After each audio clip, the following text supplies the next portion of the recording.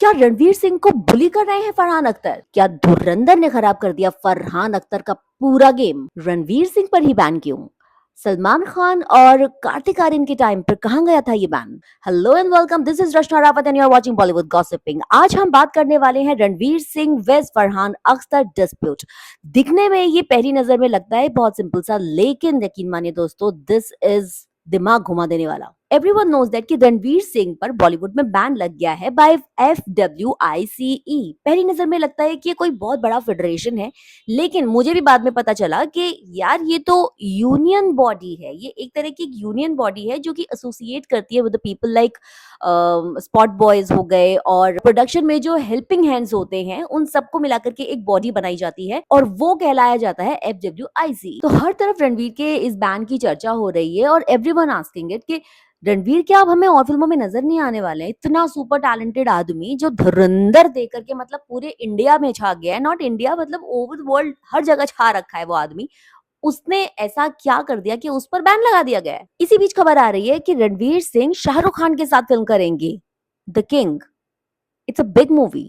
तो अगर ये बैन लगा हुआ है तो ये कैसे करेंगे फिल्म? फरहान एंड टीम ने ये आरोप लगाया है रणवीर पर कि उन्होंने फिल्म डॉन 3 उन्होंने छोड़ दी और बाद में उनको बहुत ज्यादा नुकसान हो गया है, लेकिन 40 टू 45 करोड़ के अराउंड, क्योंकि उन्होंने प्री प्रोडक्शन का काम जो है स्टार्ट कर दिया था, जिसके बाद अब वो शूट किसके साथ करे, क्योंकि रणवीर तो है ही नहीं। तो इसीलिए इस वजह से उनके ऊपर बहुत ज्यादा कर्जा आ गया है, वो नुकसान में चले गए हैं। ठीक है, जब ऐसा होता है तो इसके बाद इंसान नेक्स्ट स्टेप यही उठाता है कि अब इसका ऑल्टरनेट क्या ढूंढा जाए कि जिससे मुझे नुकसान की भरपाई हो सके और मेरा काम भी चल जाए और मेरी फिल्म भी ना रुके। क्योंकि ऐसा नहीं है ऐसा किसी एक्टर ने ऐसा पहली बार किया हो, इससे पहले ऐसे बहुत सारे एक्टर रह चुके हैं जिन्होंने फिल्म या तो बीच में छोड़ दी या तो शुरू होने से पहले ही छोड़ दी और अपना साइनिंग अमाउंट भी वापस कर दिया होगा। मैं बात कर रही हूँ सलमान खान की। आपको याद होगा कि सलमान खान ने संजय लीला भंसाली की फिल्म इंशा अल्लाह को लात मारी थी, मतलब बीच बाजार बड़ी बुरी तरीके से लात मारी थी कि भाई मैं तो इस फिल्म में नहीं काम करने वाला हूँ, जबकि सब कुछ रेडी था। ठीक है, संजय लीला भंसाली ने तो नहीं करा ये काम जो बैन बैन वाला काम है। सलमान खान थे वो, क्योंकि भाई सलमान खान। फिर कार्तिक आर्यन ने भी तो फिल्म छोड़ी थी ना, करण जौहर की दोस्ताना 2।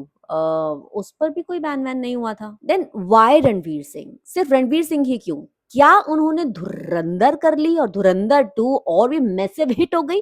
क्या इसलिए? मतलब अक्खा इंडिया रणवीर सिंह के साथ खड़ा है और एक ये नैरेटिव सजाया जा रहा है कि रणवीर सिंह ने जब धुरंधर और धुरंधर 2 कर ली उसके बाद वो सुपर हिट हो गए और बहुत सारे बॉलीवुड के लोग हैं जिनकी जल रही है। तो एक्चुअली क्या यही चीज है? सो दोस्तों, आते हैं अब मेन मुद्दे पर। For people who think you aren't the right fit for Dawn 3, what would you say? एक चांस दे दो। 12-13 साल में ठीक ठाक ही काम किया है मैंने, तो एक मौका तो बनता है। बिल्कुल बनता एक चांस दे दो। 12-13 सालों में ठीक ठाक काम ही किया है मैंने, ये मौका तो बनता है। रणवीर सिंह तो रणवीर सिंह है, क्योंकि नो डाउट उन्होंने रामलीला जैसी फिल्में तब तक कर चुकी थी, पद्मावत उन्होंने कर ली थी और खिलजी का उन्होंने जो रोल प्ले किया था दैट वाज अमेजिंग, बहुत ही शानदार सब कुछ रहा था। इसीलिए फरहान अख्तर ने उनको हाथों हाथ ले लिया। रणवीर सिंह की सक्सेसफुल फिल्मों की जो टाइमलाइन है वो कुछ इस तरीके से है। 2018 से 2019 के बीच में रणवीर सिंह देते हैं सिम्बा और द गली बॉय। ये दोनों फिल्में मैसिव हिट जाती हैं। उससे पहले रणवीर पद्मावत कर चुके थे। एक तरफ रणवीर सिंह हिट फिल्में दे रहे थे लाइक सूर्यवंशी, और दूसरी तरफ फरहान अख्तर 2018 से 2020 के बीच में जो टाइमलाइन है उसमें वो SRK को अप्रोच कर रहे थे फॉर द फिल्म डॉन 3। क्योंकि शाहरुख खान ने द लेजेंड अमिताभ बच्चन की फिल्म 1978 में जो आई थी उसको रिबूट किया था विद डॉन। 2006 में डॉन आई थी और 2011 में। उसके बाद आ गया कोविड और रणवीर सिंह ने जो फिल्में दी जैसे कि जयेश भाई और सर्कस, इस तरह की कुछ फिल्में थी जो कि बिल्कुल बेकार हो गई थी। अब फरहान अख्तर को रणवीर सिंह में अपनी फिल्म डॉन 3 के लिए पोटेंशियल तो नजर आ रहा था, इसलिए उन्होंने अप्रोच कर लिया। और रणवीर सिंह को और क्या चाहिए था? उनको क्या चाहिए था? सिर्फ डॉन 3। जी हाँ, उनको इतनी बड़ी फिल्म मिल गई क्योंकि डॉन 3 वो फिल्म है जो अमिताभ बच्चन कर चुके हैं,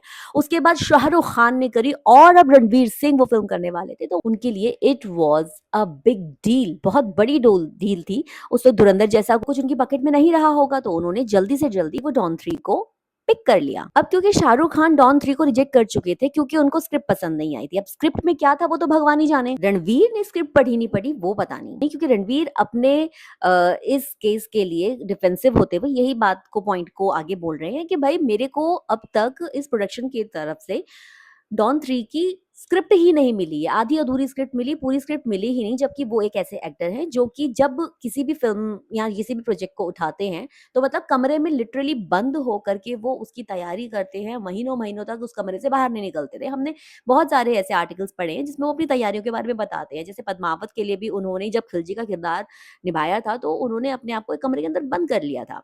तो ऐसे एक्टर से आप क्या और एक्सपेक्ट करोगे? So back to Don 3। Don 3 एक बड़ी फ्रेंचाइजी है, ये कोई छोटी मोटी छुटपुट टाइप की पिक्चर नहीं है। डॉन 3 के बाद रणवीर सिंह के करियर में एक बहुत बड़ा शिफ्ट आने वाला था। उस वक्त तक धुरंधर की कोई भी हवा नहीं थी और उस वक्त फिल्म के लिहाज से, एक्सेल एंटरटेनमेंट के लिहाज से रणवीर की पोजीशन थोड़ी सी डाउन थी और फरहान अख्तर की ऊपर थी क्योंकि फरहान अख्तर की फिल्म बन रही थी।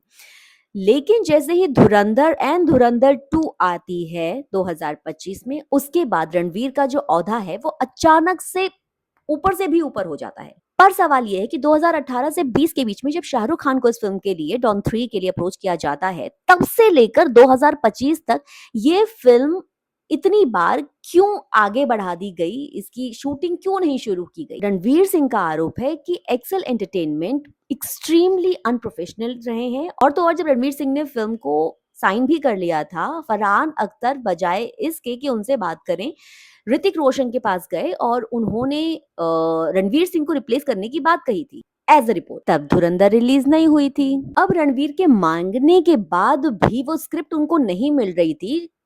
क्या लगता है, इसका मतलब यही हुआ कि फरहान अख्तर उस वक्त तक भी रणवीर सिंह को लेकर के श्योर नहीं थे कि वो डॉन 3 को ले डूबेंगे या फिर लेकर के उभरेंगे। अब जब बीच में ऋतिक रोशन का नाम सामने आया तो ऑफ कोर्स हर किसी को यही लगेगा। अच्छा ओके, और जब डॉन 3 का टीजर ड्रॉप हुआ था उस वक्त भी रणवीर सिंह के डॉन 3 वाले टीजर को काफी ज्यादा पब्लिक हिट मिला था। तो इससे भी फरहान अख्तर जो है काफी ज्यादा कॉन्फिडेंट नहीं थे रणवीर सिंह को लेकर के। सो फरहान अख्तर उस वक्त उस पोजीशन पे थे कि वो अपने एंड से ही फिल्म शुरू करवाएंगे या फिर पोस्टपोन करवाएंगे शूटिंग को।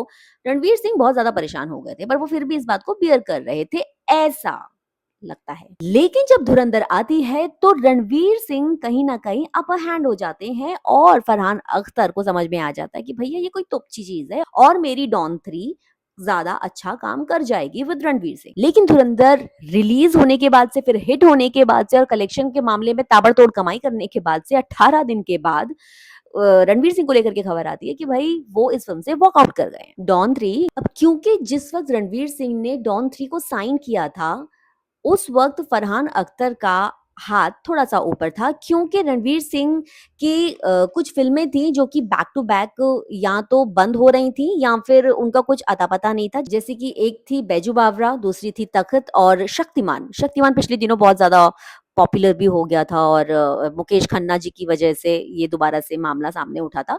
तो शक्तिमान की भी बात कर रहे हैं। ये फ़िल्म जो है मतलब डब्बे के अंदर चली गई थी। जिसके बाद से फरहान अख्तर को लगने लगा था कि अब रणवीर सिंह बेशक से सुपरहिट आदमी है, अच्छी-अच्छी फ़िल्में करता है, अच्छी एक्टिंग करता है, लेकिन ये मेरी मुट्ठी के अंदर है।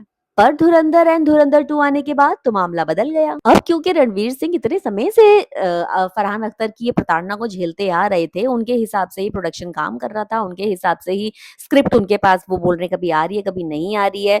जो भी है छोटे-छोटे पार्ट्स स्क्रिप्ट के आ रहे थे, वो वैसे तैयारी तो करते नहीं हैं और क्योंकि शूटिंग भी शुरू नहीं कर रहे थे वो लोग, तो रणवीर सिंह कहीं न कहीं मतलब परेशान हो गए थे इस तरह के बिहेवियर से। इसलिए उन्होंने अपने स्टेटमेंट में ये चीज़ कही भी है, उनकी टीम द्वारा ये बताया गया है कि रणवीर सिंह का कहना है कि एक्सेल एंटरटेनमेंट एक्सट्रीमली अनप्रोफेशनल है। अब कई लोग इस बात को बोल रहे हैं कि ये पूरे मैटर को आप धुरंधर या धुरंधर 2 से जोड़ करके क्यों देख रहे हो? भाई धुरंधर इस मामले में कहीं न कहीं जुड़ी हुई है क्योंकि धुरंधर के आने बाद से ही रणवीर सिंह का जो औधा है वो बहुत ज़्यादा बढ़ गया है। इस वजह से धुरंधर का नाम बार-बार लिया जा रहा है।